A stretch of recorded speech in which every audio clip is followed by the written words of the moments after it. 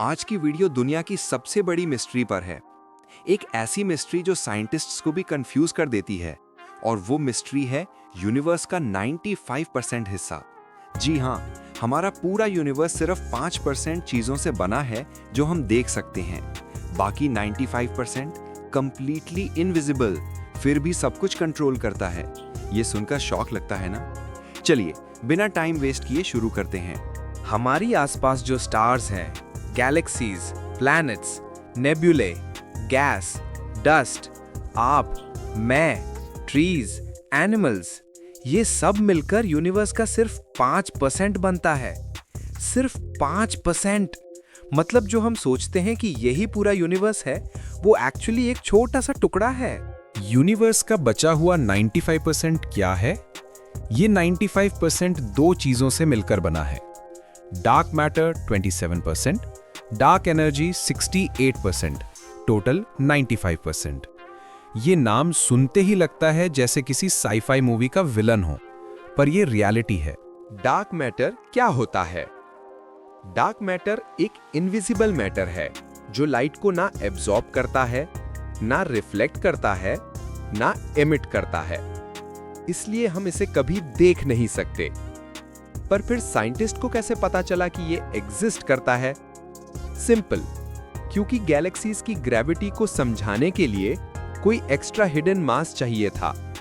Example सुनो, हमारी Galaxy milky वे इतनी फास्ट रोटेट करती है कि ये कब का ब्रेक होकर उड़ चुकी होती, पर ये टूटती नहीं, क्योंकि एक इनविजिबल चीज, एक हिडन मास गैलेक्सीज को होल्ड करके रखता है।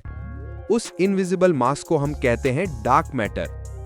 मतलब ये मैटर एग्जिस्ट करता है, बस हम देख नहीं सकते। डार्क मैटर को देख क्यों नहीं सकते? लाइट से ही हम सब कुछ देखते हैं। डार्क मैटर लाइट को यूज करता ही नहीं, ना लाइट को रोकता है, ना उससे रिफ्लेक्ट करता है। बिल्कुल हवा की तरह। हवा को देखते नहीं, बस फील करते हो। डार्क मैटर को देख नहीं सकते, पर इसका इफेक्ट फील कर सकते हैं ग्रेविटी के थ्रू। डार्क एनर्जी, ये क्या बला है? अब बात करते हैं यूनिवर्स की सबसे डेंजरस, मिस्टीरियस और पावरफुल फोर्स की। इसका नाम है डार्क एनर्जी। ये यूनिवर्स की स्पीड से एक्सपेंशन करवाता है। साइंटिस्ट ने 1998 में शॉकिंग डिस्कवरी की। यूनिवर्स धीरे धीरे नहीं, बल्कि तेज होता जा रहा है। मतलब स्पेस खुद फैल रहा है, और वो भी एक्सेलरेट होके। ये किसकी वजह से हो रहा है? आंसर है डार्क एनर्जी। ये एक इनविजिबल फोर्स है जो सब गैलेक्सीज को एक दूसरे से दूर ढकेल रही है। यूनिवर्स एक्सपैंड क्यों हो रहा है? इमेजिन करो कि आप एक रबर बलून को फुला रहे हो। बलून एक्सपैंड होता रहता है। उस बलून की सरफेस पर जो डॉट्स बने हैं वो गैलेक्सीज की तरह हैं।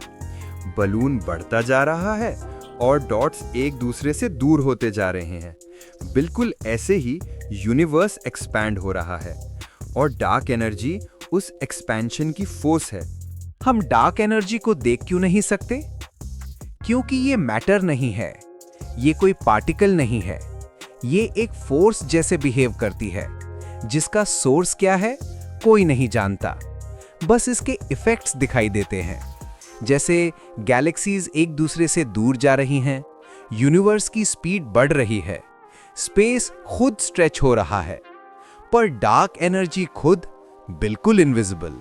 हिडन फोर्सेस जो यूनिवर्स को कंट्रोल करती हैं, यहाँ तक कि साइंटिस्ट्स का मानना है कि ये दोनों इनविजिबल फोर्सेस, डार्क मैटर और डार्क एनर्जी, यूनिवर्स को शेप करती हैं, ग्रेविटी को गाइड करती हैं और फ्यूचर को डिफाइन करती हैं।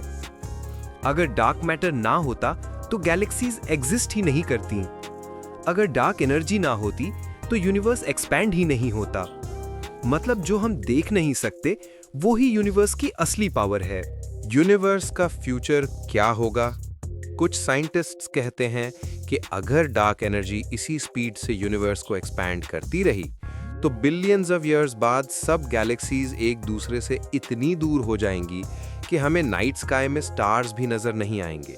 सब कुछ डार्क, बिल्कुल साइलेंट। एक और थ्योरी कहती है कि आखिर में स्पेस इतना एक्सपैंड हो जाएगा कि एटम्स भी टूट जाएंगे।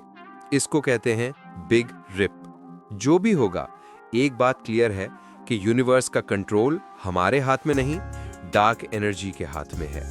तो दोस्तों, ये था यूनिवर्स का वो 95% जो हम देख नहीं सकते पर जो पूरे कॉस्मोस को चलाता है।